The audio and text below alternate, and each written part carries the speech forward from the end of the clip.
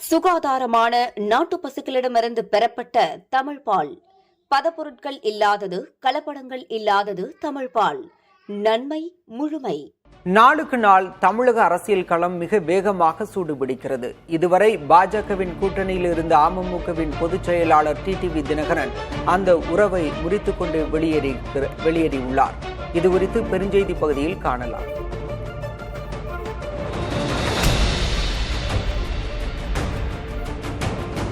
பாஜகவுடன் அதிமுக கூட்டணி உறவு கொண்ட நாள் முதலாக படிப்படியாக இற்றுப்போன பாஜக அமமுக உறவு முடிவுக்கு வந்துள்ளது.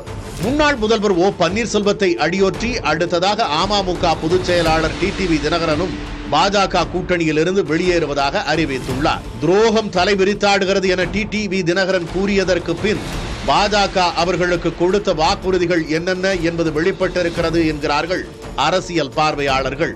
பன்னீர்செல்வம், தினகரன் இருவருமே அதிமுகவை பழனிசாமியின் பிடியிலிருந்து மீட்க வேண்டும் அல்லது ஒருங்கிணைந்து செயல்பட வேண்டும் என்று எண்ணி பயணப்பட்டார்களே தவிர பாஜகவோடு கைகோக்கும் எண்ணம் அவர்களிடம் இயல்பாக இல்லை.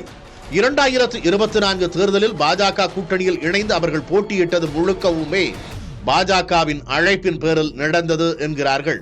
அப்போது அதிமுகவிடமிருந்து விலகியிருந்த பாஜக 2024 தேர்தல் முடிவுகளுக்கு பின் மெல்ல அதிமுகவை நோக்கி நகர்ந்த போதும் இரு வாக்குறுதிகள் பன்னீர்செல்வம், தினகரன் தரப்புக்கு கொடுக்கப்பட்டுள்ளன.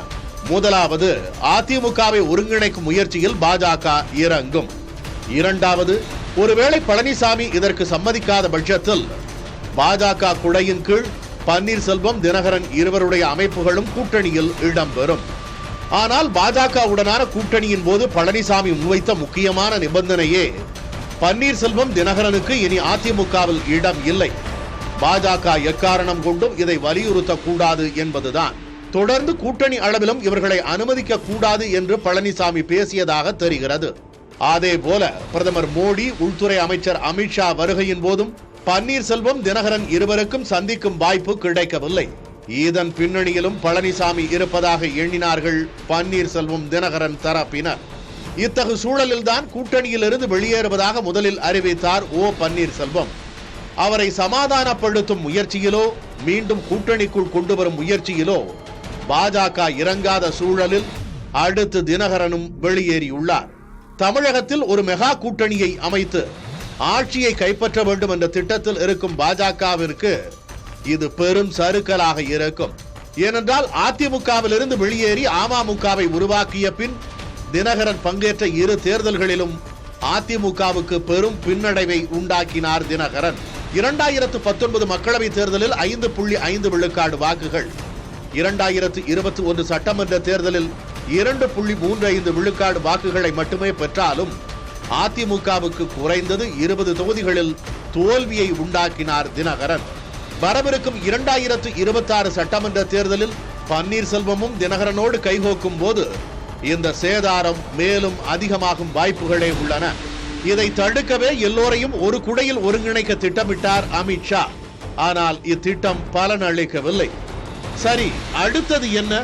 இப்படி ஒரு கேள்வி எழும் போது விஜயின் தாவேகாவை நோக்கியே அரசியல் விமர்சகர்களின் விரல்கள் திரும்புகின்றன. 2026 சட்டமன்ற தேர்தலில் தாவேக பெரும் தாக்கத்தை உண்டாக்கும் என்பதை சமீபத்திய கருத்து கணிப்புகள் அடித்து சொல்கின்றன. அரசியல் களத்துக்கு புதிதாக வந்துள்ள தாவேகாவின் பெரிய பலவீனம் அனுபவம் வாய்ந்த தலைவர்கள் கட்சியில் இல்லை என்பதும், விஜயின் தலைமையை ஏற்கும் கூட்டணி கட்சிகள் எதுவும் இதுவரை அமையவில்லை என்பதும். அதே போல முதல்வர் முகமாக தன்னை முன்னிறுத்தும் சூழல் பன்னீர்செல்வம், தினகரன் இருவருக்குமே இப்போது இல்லை. ஆகையால் தேர்தல் அரசியலில் பழுத்த அனுபவம் கொண்ட பன்னீர்செல்வமும் தினகரனும் விஜயுடன் கைகோக்கும் பட்சத்தில் இரு தரப்புக்குமே அது பெரும் பலமாக அமையும்.